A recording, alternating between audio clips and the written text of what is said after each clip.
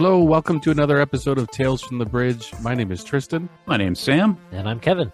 So as you guys are listening to the episode, if there's anything that's interesting to you or anything that you want to comment on, don't hesitate. Leave a comment on Apple Podcasts or send us an email or contact us through our website. We love to hear from you. It's when you reach out that we know what we're doing is resonating with you. So give us your thoughts. We'd love to hear from you. And we've got a lot to talk about this episode. We've got some science fiction, science fact. Is that right, Kevin? That's right. We do. And then we've got the book of the month, but we're also going to talk about what we're reading, and we're going to recommend some TV shows and movies, possibly. You guys got anything to talk about this week? Yeah, yes, I do. All right. Let's make our way over to the bridge.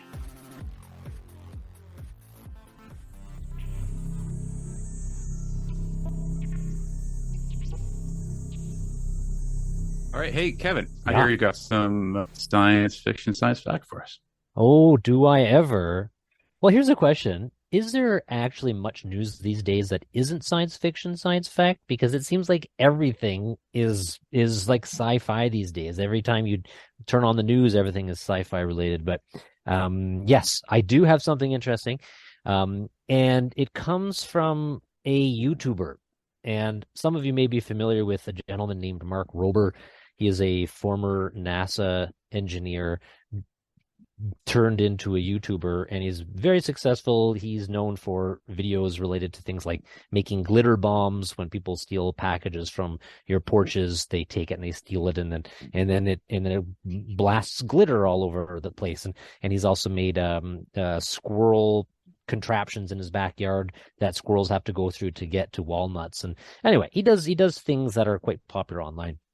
But the thing I wanted to talk about was a drone delivery system that he was talking about recently. And drone deliveries is something we've all heard about for a long time. Back in 2013, Amazon said, we're working on drone delivery. We're going to have that to running as a beta test by the end of the year. And here we are 10 years later, and I don't think we have widespread drone delivery from Amazon really anywhere in the world. There might be some pilots, but it just hasn't happened. And I think there's some logistical challenges with it that I'm sure you guys can probably imagine. Like, a drone delivery would only really work if you've got a good sized yard. How does it work with apartments? Nobody wants these things with big spinning propellers whizzing around people's houses in case there's a problem where you start chopping off the heads of, I don't know, birds and things. Anyway, Mark Rober talked about, I thought, something that was so sci-fi, science fiction, science fact, that I wanted to talk about it with you guys. It's a drone delivery system, but it goes up like a big drone, like the kind that you would imagine, but then it actually has like a winch, and it lowers another unit underneath it. And this company is called Zipline. So if anybody were to Google it, it's a real company. They do real drone deliveries right now, using a different product, I think, but this is a new one. So this winch drops imagine a shopping basket that would be full of whatever you've got, an Uber Eats, a sandwich, whatever it is, something that you've ordered and needs to come to your house quickly. But this little basket has the ability to steer itself. So it has a little fan, a directional fan that can make it on the winch so that it can move back and forth 4, 5, 6 feet, maybe more than that. So it can perfectly position itself wherever it needs to be. And the big honking drone that is noisy and scary and loud just stays up a few hundred feet, or however high it is, 150 feet, let's say. And what they're saying is that this is the sort of thing that could allow drone delivery to actually work, because the big honking drones don't have to land. So the science fiction side is, of course, you can pick up your phone, you can order something from Uber Eats, which is already pretty science fiction-y, honestly, in my books, being kind of an old dumb guy. But then you add on this drone delivery, and it doesn't make any noise. It's completely silent. It's not going to kill my cat, right? I think it's kind of cool. Do you think that this is fiction, or do you think that we could actually see this? Like, do you guys see this as a reality thing, or just more talk? I think of all the regulations that you have to sort of overcome in terms of airspace in an urban area. So I worked in TV for a while, and we looked into drones, and drone use was increasing when I left, and we looked at it like as a tool maybe to cover a protest or something like that. And what we found was that the we could hover a drone over, say, a lake like Ontario, and get a wide shot, under certain circumstances. And even then, because depending if there's an airport nearby and that sort of thing, you come under a lot of restrictions. So you can't fly. When I heard, you couldn't fly over an urban area of people. I understand there's been some changes to that, but it comes. I think it's physically possible. I think it's technologically possible. In fact, if given free reign, it could probably get even more creative. Like, I do think that's entirely viable, in the same way that like an autonomous car is viable, right? Like, I think that's possible, but not without its hurdles are kind of, I think, logistic and regulatory and the health and safety concern too, right? Like, what does a drone accident look like? What's the risk there, and is it any greater than the risk to a delivery van? And so I think there's a lot of different things that kind of have to come together, but I don't think it's the technology is the problem. It's the regulations and the politics, and it's the human side, I think, Changing the hearts and minds of those around us. Because you're right, a delivery van can kill a cat just like a drone could. Maybe But also, more likely to. I think we also assume that these would be going door to door, and I think that's where we're going wrong. I can see this more like, you remember when mail used to go door to door, and now it's actually more common that there's just a communal row of boxes, and now you're going in there. I can see it being like that, where it's just there will be ports. I mean, if this is going to happen, it's going to have to be going to one area only. Because if I'm ordering one thing and I never order anything, I don't know, now it's figuring out a whole new way, and it's going somewhere with new people, new animals, like you say, the cats, and I can just see it like going to the same spot. Maybe you have to walk 2 blocks to get there. Maybe you have to walk a block. I don't know how common, but I can see there being like a little area where they would go for just like the mail. But also, I mean, one reason that they talked about this 10 years ago was for the emissions, right? Let's lower emissions. Drones are electric. We can do this. And I think we're closer to the autonomous car being electric. True. And those being more common. So that infrastructure is already there. But yeah, that's an interesting thing, because I think we did. I remember hearing about that 10 years ago and being like, "Well, imagine your package coming right to your door," and it's like, well, they already do. Um, and it's by gas most of the time, so that'll change. But yeah, I can see it being more like walking to the mailbox rather than a drone flying by my window.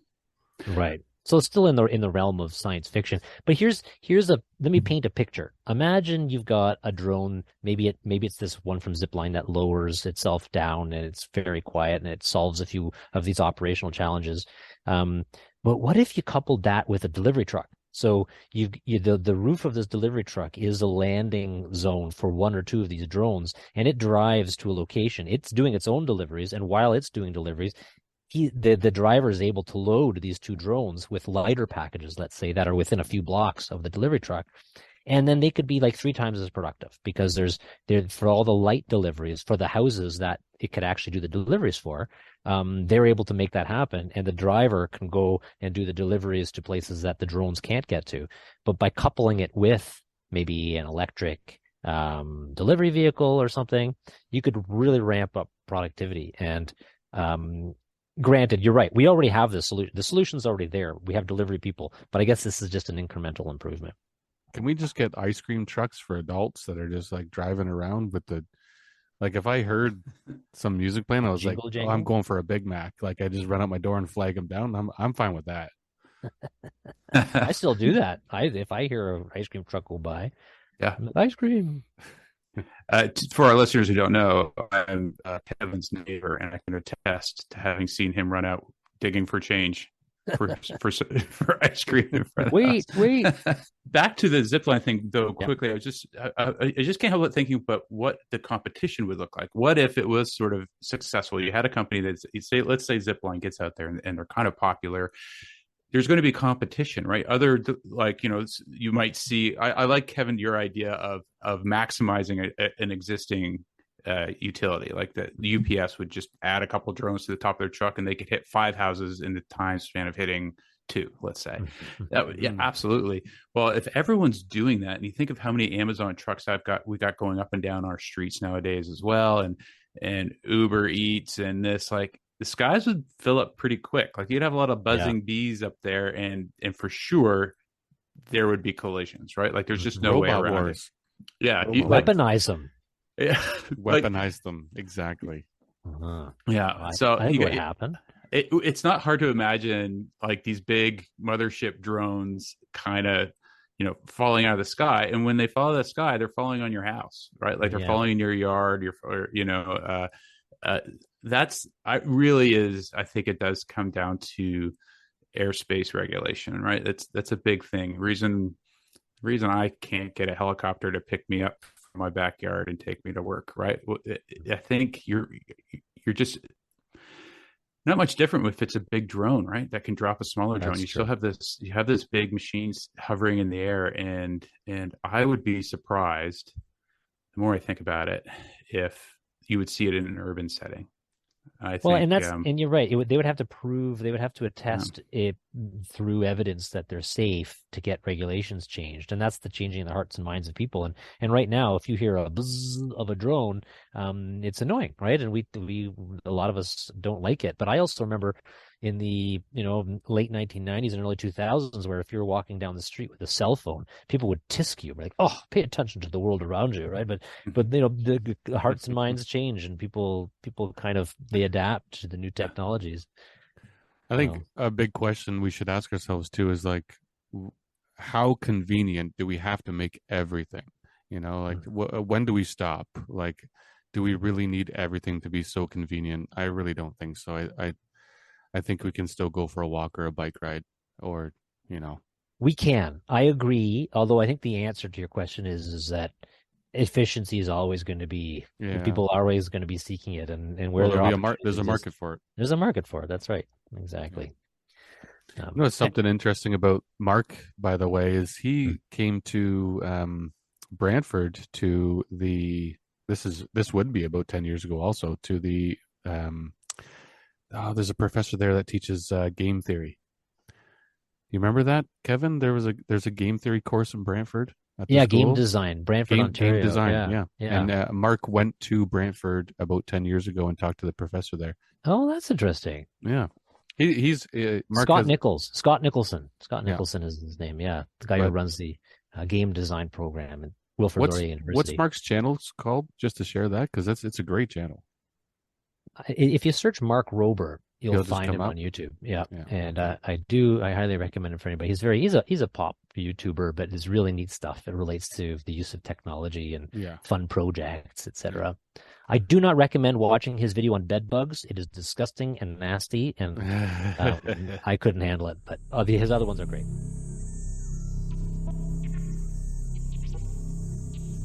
Well, can I mention a couple things that I have read? Oh yeah. Just real quick. One we talked about a year ago with Damien Walter, and I finally dug into it. John Brunner's The Shockwave Rider. I don't know if you guys remember talking about that, but it's I believe it's mid-late 70s, and it is noted as being an earlier representation of the cyberpunk. Like, it has elements of cyberpunk a good 5 years or more before we really see it booming in the early 80s with Shockwave Rider. I thought it was really good. It actually reminded me a lot of Philip K. Dick's writing. Like, it was a lot of office talk, character speaking about the world around them and describing the world around them, and the computers and the connections and the wires connecting.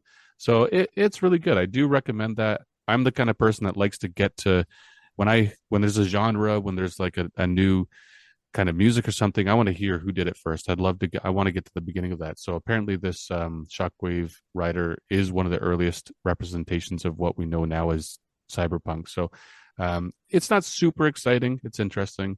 But I do, I recommend that one for sure. You got to read that one.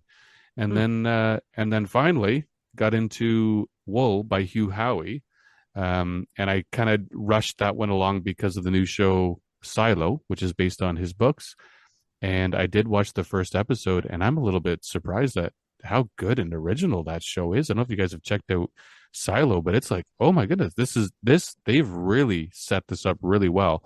I did like the book, thought it was great. I hope we can get Hugh Howey on the show sometime. It'd be great to talk to him because what a ride to go from.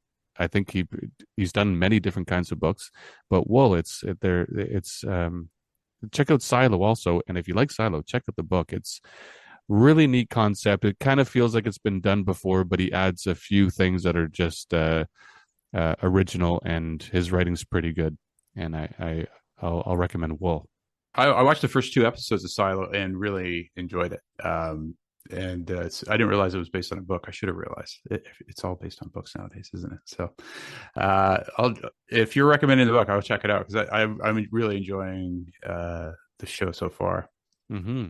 Yeah, I had read those books back when they came out, Wool and then Shift and then Dust, by Hugh Howey, and they were, I believe they were self-published, and it was recommended to me on Kindle, and it's like this dystopian, super claustrophobic type society there's this underlying mystery where you're just wondering what's going on and why and why and why. So there's a few things that draw you through, right? There's the mystery of why this world exists, and because we don't know as the readers or I haven't actually watched the show yet, and I'm looking forward to watching it. Thanks for the recommendation.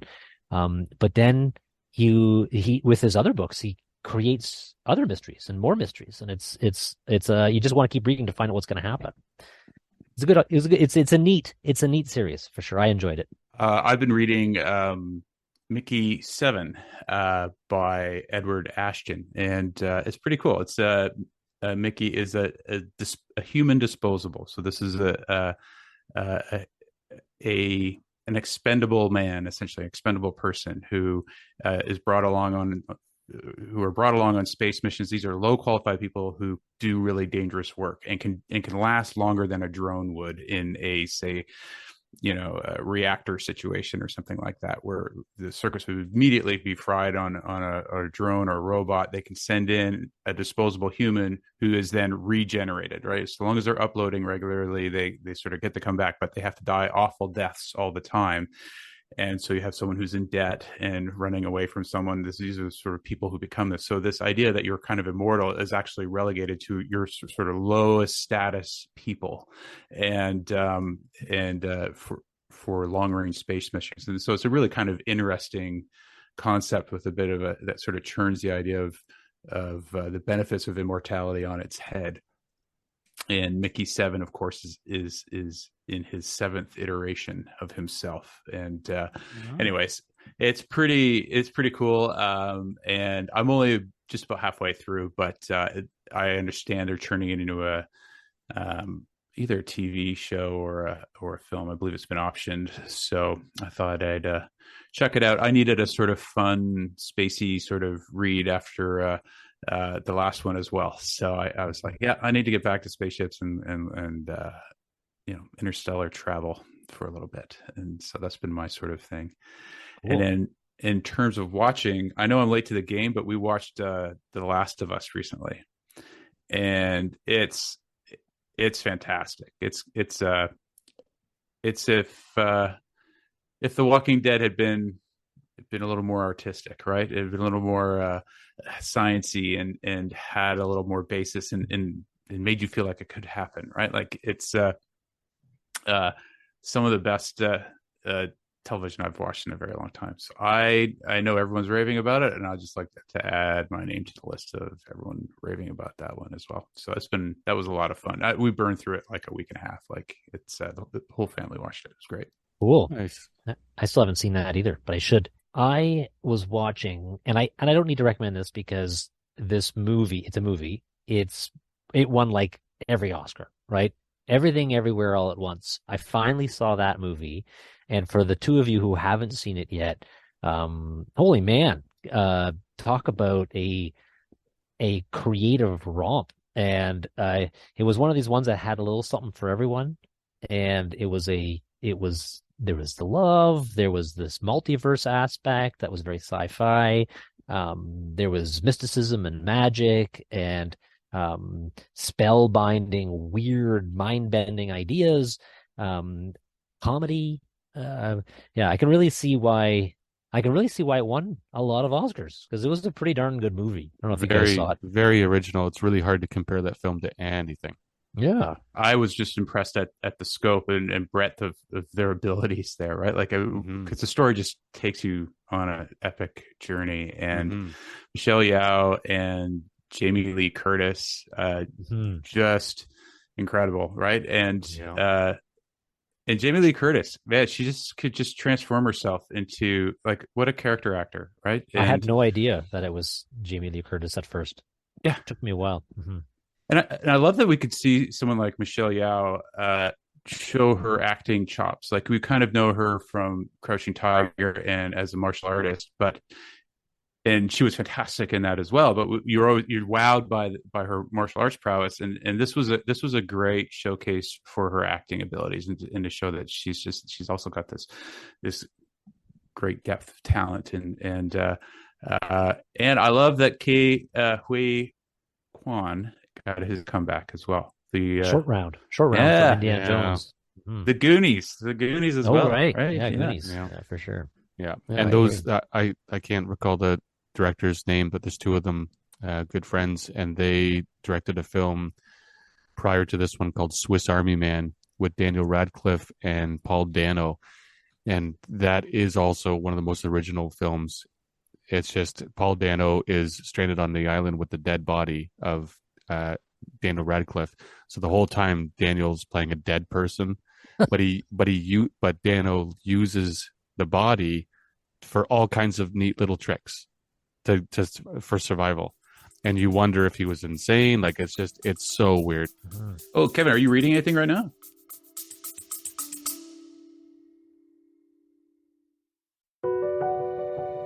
Ever wondered what it takes to make it in the movie business?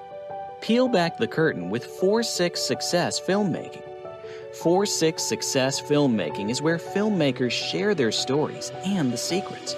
It's beyond competitive out there. There have been movies that it's taken me 10 years to get made. Don't wait to create. Like, you've got to just keep making stuff. Tune into 4-6 Success Filmmaking for your dose of cinematic realness, direct from the voices that have lived it.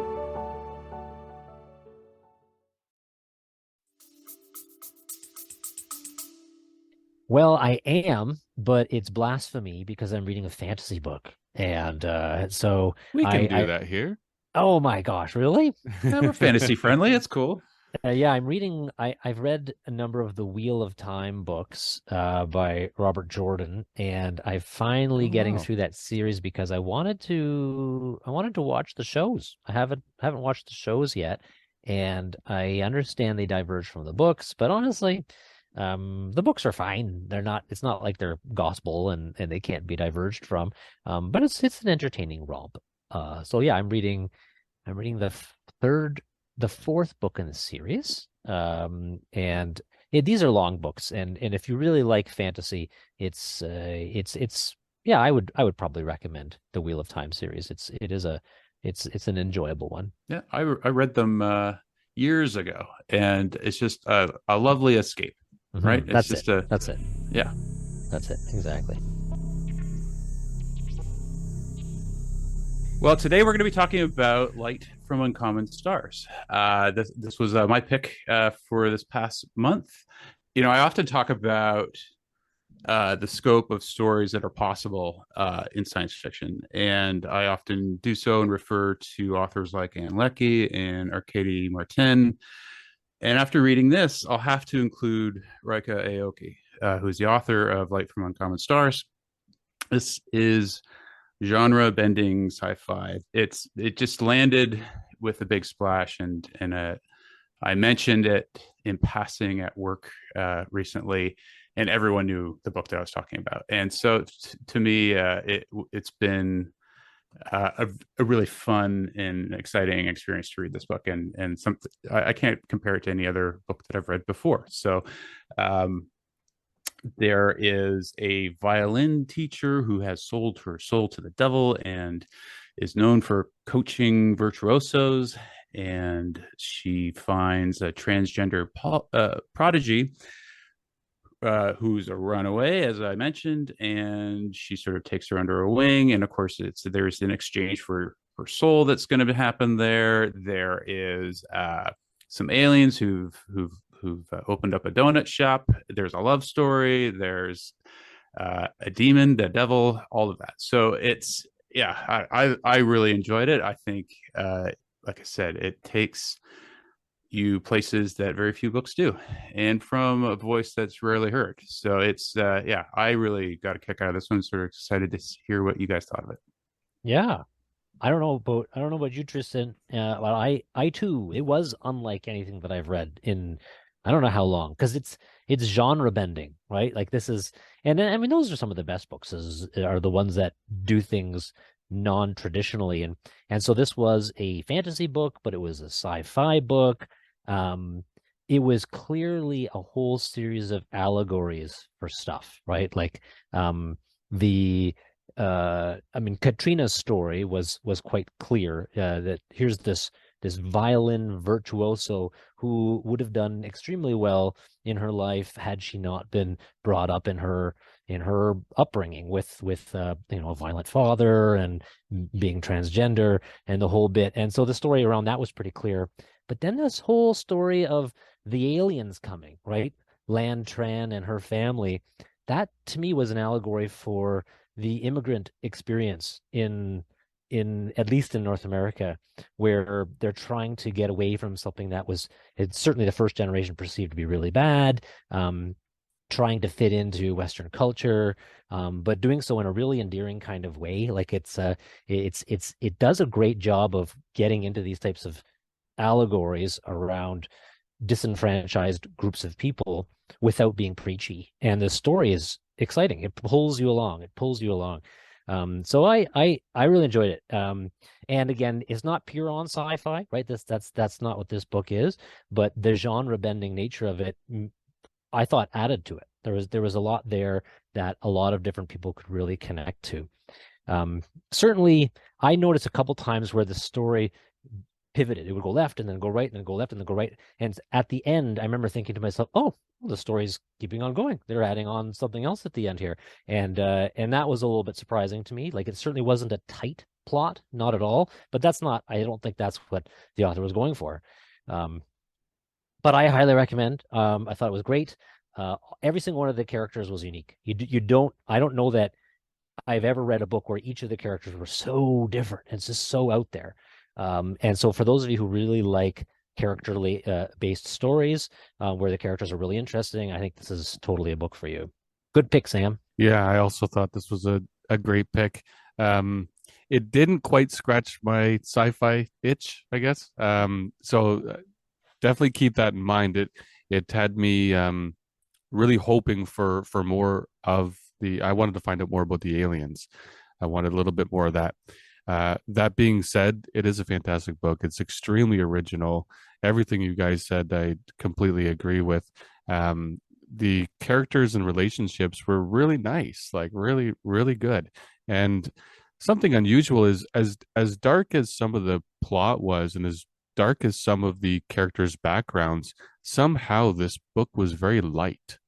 Like it wasn't. I mean, yeah, like you really were, sad and empathize with these characters if you can. It maintained this we got to get through this, we've got to push through this, and it kept the optimism was present the entire way through. Something that I really liked about it too, that was a real surprise, was it's about music. Like music was a very important part of this book. And I had no idea. I thought we were going to be reading about donuts, like space donuts and stuff, because I just heard that so much in reviews and what people said.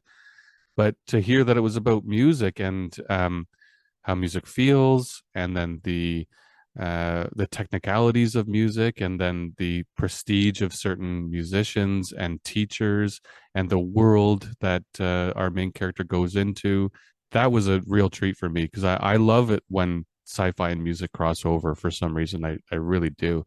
So that was a neat surprise. And it was done so well. So I wonder if Ryka Aoki is a musician or trained in any way. I actually didn't look that up. I'm interested to know, but I wonder if she is trained, classically trained, or what. So because it does come out, it feels real the way that it's described, and it just had so many. I recommend this book because it has so many important themes that everyone should just read about. One reason we read books is to view the world through other people's perspective. And if you read books because you want to read other people's perspectives, this is the book. Like, this is a perspective that for many people, it's a world that we just don't know about. And I definitely think that it's an important book for everyone. So whether you're a sci-fi fan or fantasy fan, I also think it's that easy gateway to sci-fi as well. Folks that don't necessarily love sci-fi and reads fantasy, this is kind of a gateway a book for those folks as well. And then the love story was good between oh, and now I'm going to forget all the names. I totally did forget all the names, but the donut shop lady and then the Lan teacher, Tran. Lan Tran, and is it It's Shizuka Satomi. Suzuka Satomi? Yeah, Shizuka Satomi. Shizuka Satomi. And that was unlikely. You kind of saw it coming a little bit, but then yeah, that was really well done, and I loved those characters. And to hear how their story concluded was really nice. And yeah, this is an optimistic book that takes that looks at the world from a pretty harsh reality, and then just it's really optimistic, and it's fun the whole way through. Yeah, love this book. Great pick. Oh, well, I'm glad everyone, like, I really enjoyed it, and there's a lot of lots of layered themes in it, right? Kevin alluded to this, the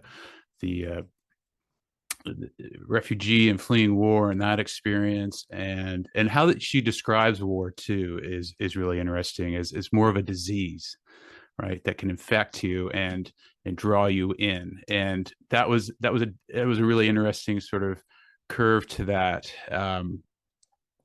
piece. And writing from a trans perspective, I don't think we see enough of. And when you're looking at Aoki's background, you're wondering if she's a musician. It doesn't appear to be. That she's got an undergrad in chemistry, and then she did a master's of fine arts in creative writing at Cornell. So it's, you have someone who's just got this scope, and I think that's, you see that in the novel as well, right? Like, you have a novel with such grand scope, and it's if I were to, after reading this, I'm not entirely surprised at this background. She's a martial artist by the looks of it. Assuming her Wikipedia page is current and correct, but there's just a lot of depth and creativity to this story, and I was happy to be the one to bring this to the show. So I sort of felt like I found a little gem, and and then after talking about it, realized I was just the last one to hear about it because everyone seems to know this book. So Yeah, if you haven't read it already, go check it out. And I'm a little embarrassed to be late to this game, but Ryka, I think, is also an excellent author. Like, in terms of the writing style, like, Tristan, you said that it was light, and I think it was kind of light. There's no huge conflict. I mean, yes, somebody's selling their soul to a demon and all this kind of stuff, and there is space battle, etc. But it's fairly clear that the protagonists are going to get through this. But what really also draws you along, apart from the fact that you really like the characters, is this poetic writing. Like, I remember reading some sentences and saying, wow, that's just an extremely well crafted description. Yeah. And it's very poetically done. That's I think one of the best ways to describe her writing. And I don't know of her other books. I don't know of her other writing, but it's evident that she's a very good writer, I think. Well, it's a kind book too, right? So she was sort of compared to in this one overview to Becky Chambers, and I could see that too, right? Like there's the stakes are large, but not the stakes are high, but they're not heavy handed, right? So it does sort of feel lighter in that sense, this in spite of that. And I think that you get that from Becky Chambers as well, right? I Like agree. her reading is like you get to experience different perspective on life and how different ways to live. And there's great risk, but that's not you're not beaten over the head with it. And it makes it a little easier to get through. Anyways, it's definitely on our go read list here at the podcast. And something worth mentioning too is maybe have something to eat before or even while you're reading. Because I remember reading the first bit and she's talking about donuts, of course. She describes nachos really well at some point. And even when someone's feeding ducks in one part, she's feeding ducks with a hot dog bun. And I was just like, oh, I think I need to get something to eat a couple times. So worth But she mentioning. describes the food really well, right? And it makes Yeah. sounds appetizing, makes you hungry. It's important to the story somehow. Like those donuts, we've got aliens working in a donut shop. Like somehow those donuts become an important part of bringing relationships closer in a way. Yeah, unique, very unique. So Kevin, you're the book choice of the month. Where are you taking us? Well, I am bringing us to fully back into the realm of space opera once again. I think my last choice was a Peter F. Hamilton book. This is Peter F. Hamilton aligned, but kind of the British version of him. Because I think Peter F. Hamilton is American. Hope I'm not getting that wrong. Anyway, No, Alistair Reynolds. No, Hamilton's British. Hamilton's British. Okay, so I'm sorry. This is yet another British science fiction author named Alistair Reynolds. We've not read one of his books on our show before, which is a glaring oversight because he's a prolific author, very popular, and a lot of people love him. And so it's pulpy. It's not high literature, but it is one of these ones that gets your ideation juices flowing. He's got some really neat ideas. There's an element of whodunitism, kind of like Peter F. Hamilton. But I felt like it would be a good follow-on to the last book that we read. So I hope it's a good pick. And typically we try to do more contemporary stuff, but this is the first book in his series that's become very, very popular. Revelation Space is the name of the book. I've heard of this. Yeah, it's a good one. It's the first in a series of, well, he's written a number of books in this universe, but really there's 3 books that follow on to this one. There's Revelation Space, then Redemption Arc, and then Absolution Gap. And I'm sure many people have seen those books in bookstores. They tend to be, they're very popular. It was written in 2000, and it had, so it's 23 years old now. And it was up for a few awards, and some of the books later in the series won British Science Fiction Awards as well as Arthur C. Clarke Awards. So the neat thing about this is Alistair Reynolds has a PhD in astrophysics, and so it's realistic, but not so hard sci-fi. Like it's certainly plausible. This is like plausible sci-fi, somewhat plausible.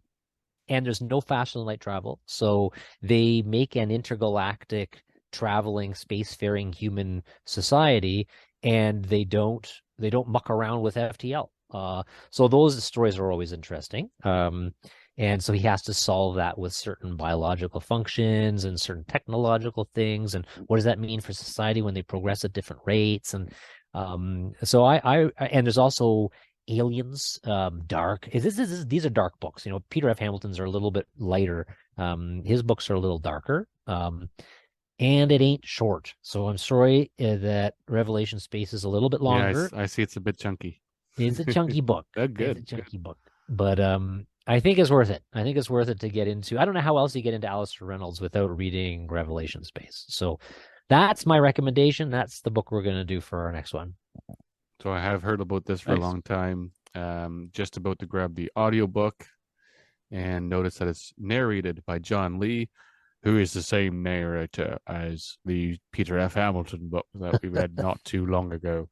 That was a terrible impression, but I give it a go anyway. John Lee. Yep. Yeah, he's done a lot. Well, A lot of great it. voice, great voice. Mhm. Yeah. Cool. Looking forward to it. Yeah, me Yeah. too. All right. Right on.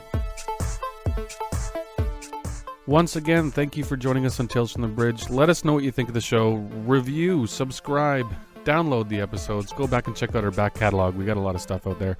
And read along with us on this next book. Alistair Reynolds, quite a fine writer, so it'd be fun to read along. Join us in the conversation if you can, even online, email. Thank you for joining us once again. Until next time.